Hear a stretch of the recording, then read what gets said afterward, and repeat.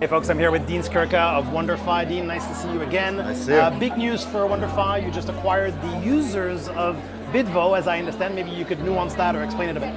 Yeah, we acquired the client accounts at Bitvo, which is one of the registered crypto trading platforms in Canada. They have a long-standing track record of regulatory compliance with a good product. Their focus was primarily on institutional clients, and so the client profile really is complementary to the institutional OTC desks that we have at BitBuy and CoinSquare, and we're really excited about bringing those clients over. And if we pull back a little bit, I mean, WonderFi has been on a bit of an acquisition spree, I could put it this way. What do you think of consolidation in the space? And we've seen Binance leave, other platforms leave. I mean, how is the space evolving, basically? As WonderFi has continued to consolidate the Canadian platforms, we now have consolidated 5 of the 11 registered crypto trading platforms in the country. At the same time, the regulators in Canada have actually been enforcing some of the non-regulated platforms out.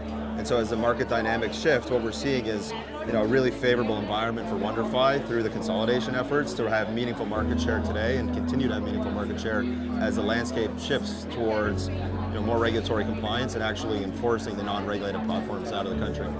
And you have a unique access then to the Canadian market and the users in particular, the crypto investors. Any trends that you're witnessing right now? People are saying that we're seeing a rebound and 2024 is looking very bullish. Yeah, certainly compared to what we've seen earlier this year, it's a really exciting turnaround, certainly with price action, but more specifically with retail volumes.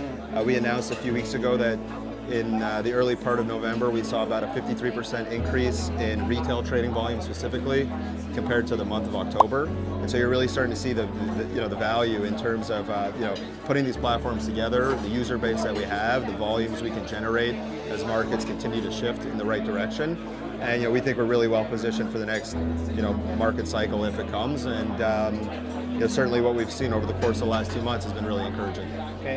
Anything you're watching other than the obvious Bitcoin halving and perhaps the ETFs? I don't know if you want to even talk about that. Yeah, absolutely. We track the ETFs closely. We think that's a really big catalyst for the industry in terms of increasing awareness and in terms of introducing institutional capital into the ecosystem. And so, we think when those launch, hopefully in January of next year, you're going to see heightened awareness around the digital asset ecosystem, Bitcoin in particular, the success of those products. You'll likely see BlackRock and others start to apply for Ethereum ETFs and continue to invest in the space. And we think it's just a huge boost of credibility to the environment. You think about a year ago, we would have been talking about FTX and the bankruptcy that ensued. A year later, we're talking about BlackRock and 8 or 9 very traditional household names entering the space through these ETF products. We can't help but think that long term that helps tremendously. Thank you very much. Yeah, thank you.